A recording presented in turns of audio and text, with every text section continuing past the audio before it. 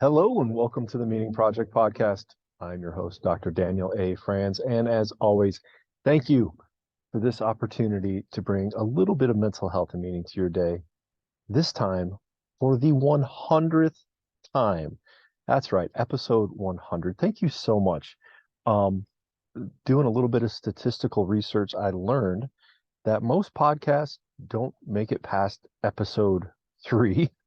Very few have 10 episodes, and most, a large percentage, aren't even out there putting out weekly editions. So I guess what I read is a lot of people try podcasting, sharing their ideas and get some ideas out there and maybe don't last very long. But something about this podcast and something about you and being part of the audience has helped me to make it to 100 episodes and even hopefully more.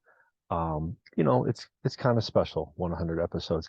I don't know where the podcast goes from here. Some days I feel like maybe it's run its course, but then there are other days. I know we have guests booked out for the next few weeks, ideas to share. As you heard in past weeks, Rabbi B and I have some work ahead of us to bring about the Viktor Frankl Meaning Academy.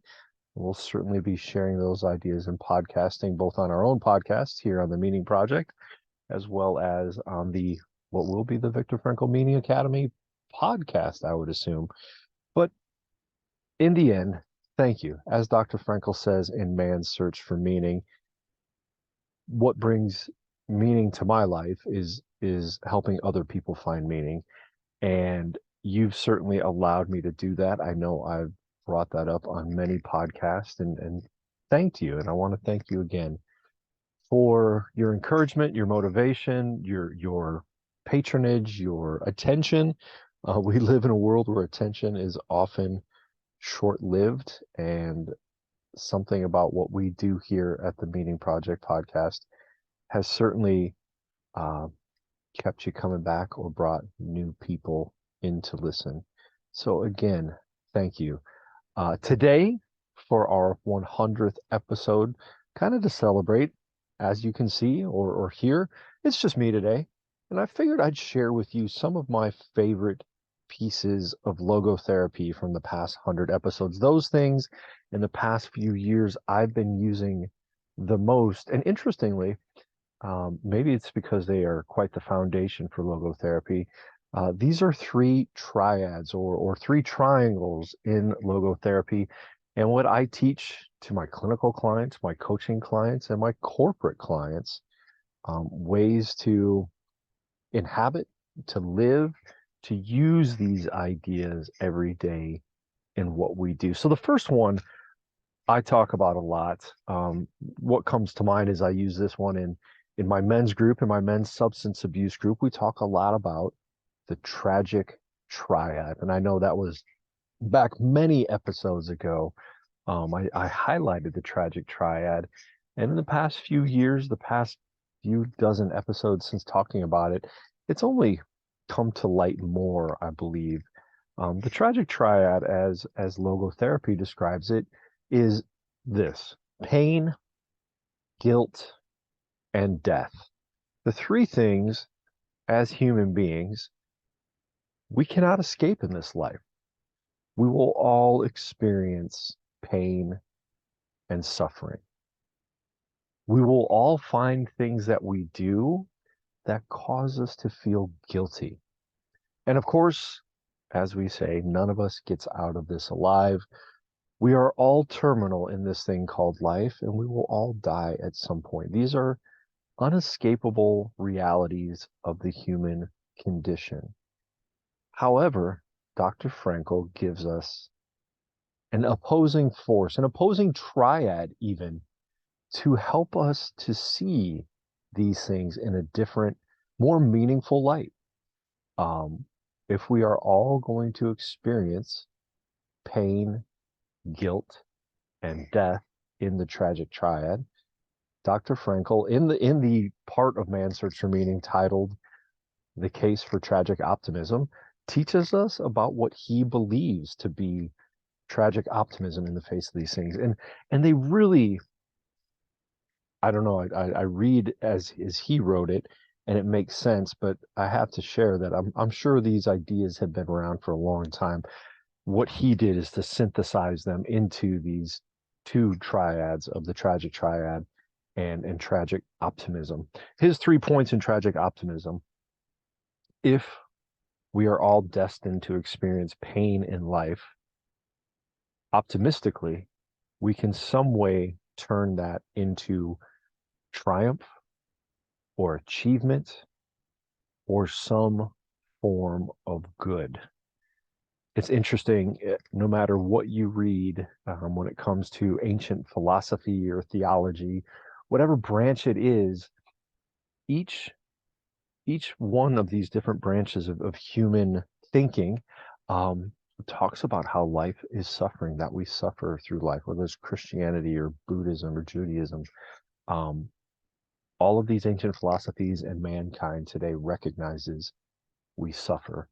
And of course, you heard me say before, in our world today, suffering is often frowned upon. We have a pill for that. If you are struggling, if you're too happy or sad, if you're depressed or anxious, well, we can cure that. We can numb you out from that. We can boost your brain serotonin a little bit in a way that, well, as people I work describe it, you just aren't feeling much at all. No highs or no lows. But what we talk about in logotherapy and in really just logo philosophy, healthy philosophy, is this idea that if you can go through the suffering, if you can conquer the suffering, you can turn it into achievement. Some of the greatest achievements in human history have been in order to get through or yeah, to get through human suffering.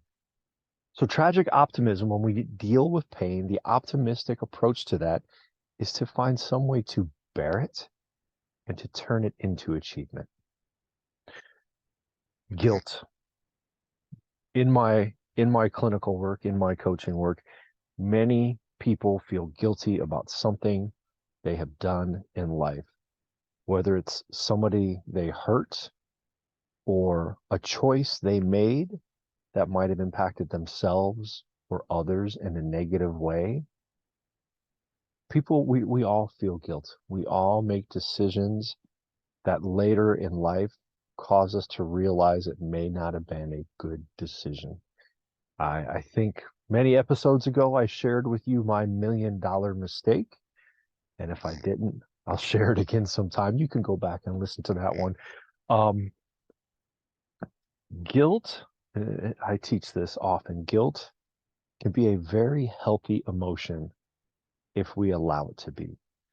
Guilt teaches us to change our behavior. It informs our behavior in such a way that we recognize, wow, that doesn't feel good. I don't like what I did there. I don't like how it affected myself or others.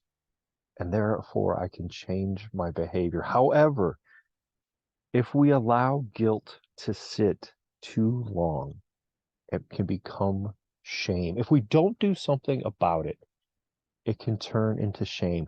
Guilt tells us I made a poor decision and I need to change it. I made a bad decision and I should change it. Shame says I'm a bad person. And the difference there is monumental. It's much easier to change our behavior than it is to change our very being, right? So in guilt, in recognizing we feel guilty about something we've done, we have the opportunity to come back, to make amends, to make an apology. But the most important part of a healthy apology is changing our behavior so we don't let it happen again. That's what guilt can do for us. Shame, on the other hand, festers, and it goes from I made a poor decision or I made a bad choice to I'm a bad person or worse. And that's pretty unhealthy. We don't want our guilt to fester and become shame. So in the tragic triad of pain, guilt, and death, when you feel guilty, we know we're going to encounter it through life, be prepared for it. I'm sorry to report this to you. If I'm the first person to ever share this with you, well, I guess I'm kind of happy. You are not perfect. We are not perfect. We are broken, fallible human beings. We will make mistakes. When we recognize that, when we recognize our guilt and change it, it can help us and help those around us. It can prevent that emotion from becoming shame. It can help us to change our behavior and maybe get just a little bit closer to perfection. So use that guilt. When you feel guilty, change your behavior, make amends, have a good apology, and do something different. So pain, guilt, and death, the tragic triad, the things we cannot escape. Of course, Dr. Frankel has a answer, a recipe, a way to deal with death. He does not have a way to escape it.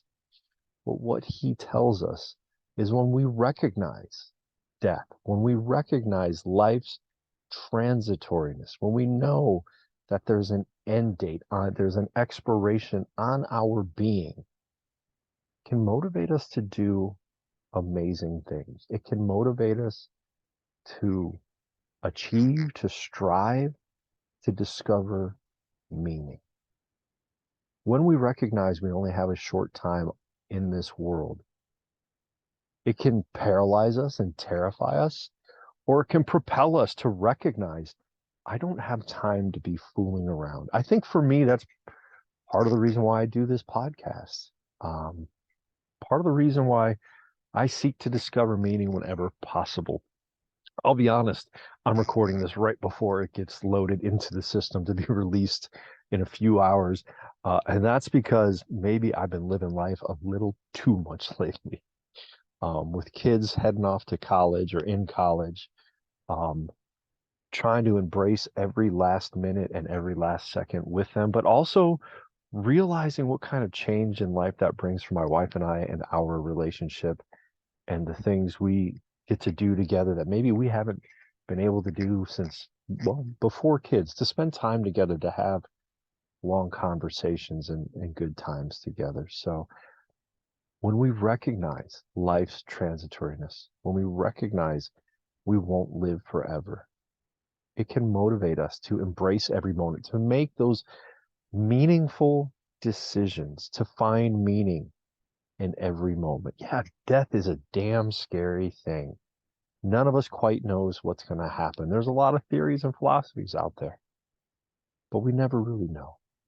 And so we can waste our time worrying and being afraid of it, or we can allow it to motivate us to do great things.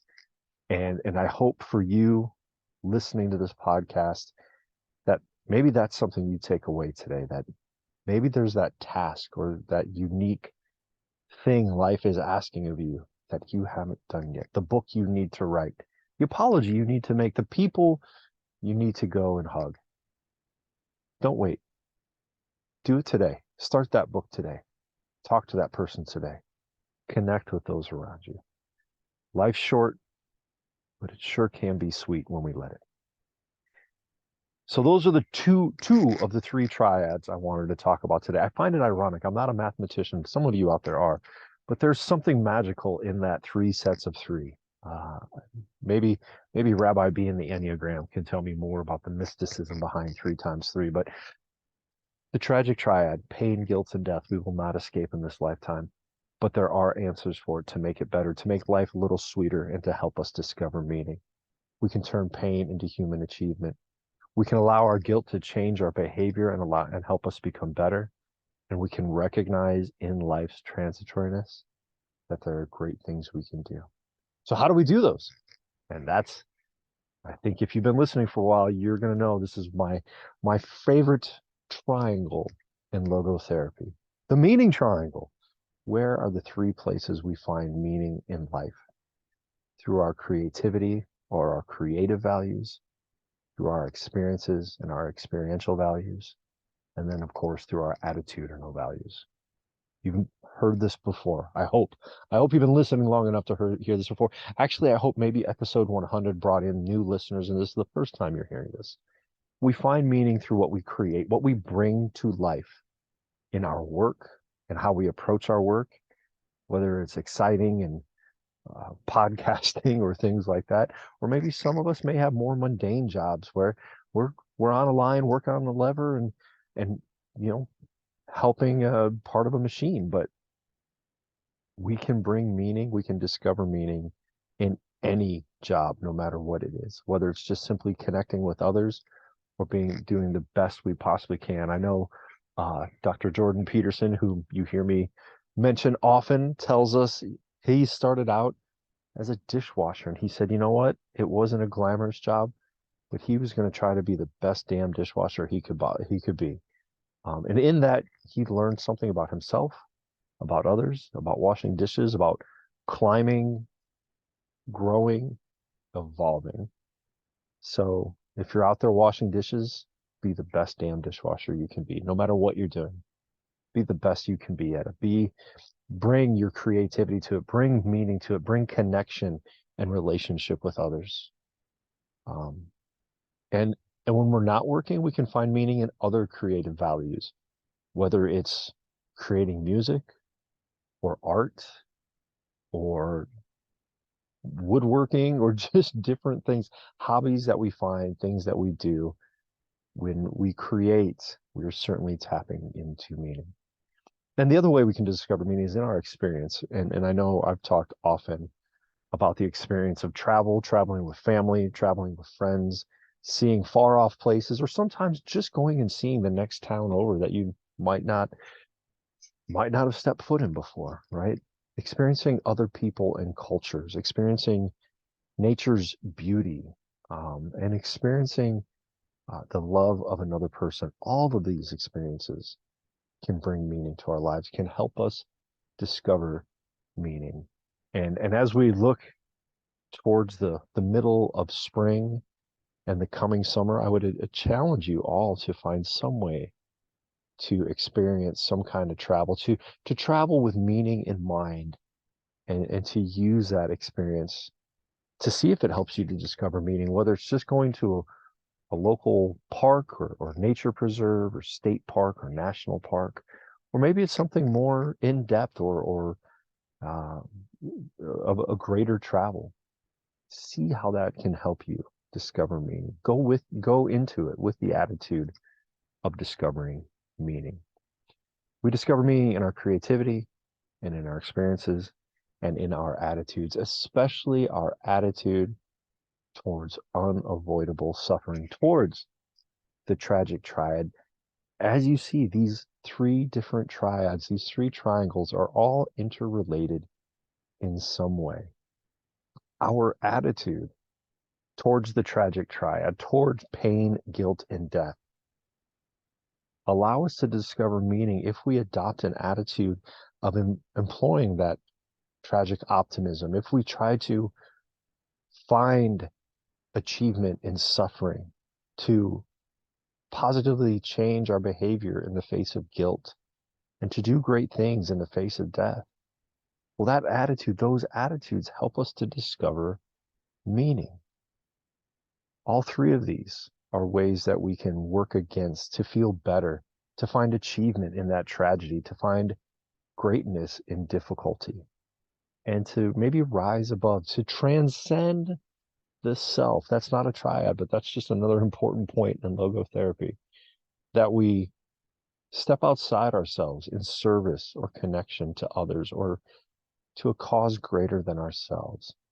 And when we do this, we live more meaningful lives. I want to thank you again. It has been my absolute honor and pleasure these 100 episodes to share these ideas with you, to share my understanding of these ideas with you, to share other people's understanding. We've had some amazing guests on here and people I'm privileged now to call friend, or as you know, some people that have been my friends for a very long time have been able to come on here and share their ideas about meaning in life. And I hope you found it as meaningful as I have, even though sometimes it's a little tiring, it's a little bit of a burden, it's a little bit of suffering to bring this podcast to you. I intend to continue to do so. As I said, we have some great interviews coming up. As the Viktor Frankl Meaning Academy begins to take shape, I am sure I will have new insights and new ideas, new meaningful ventures to share with you. I hope you enjoy them. I hope you find them as meaningful as I do. And as always, thank you for this opportunity to bring a little bit of mental health and meaning to your day. Take care.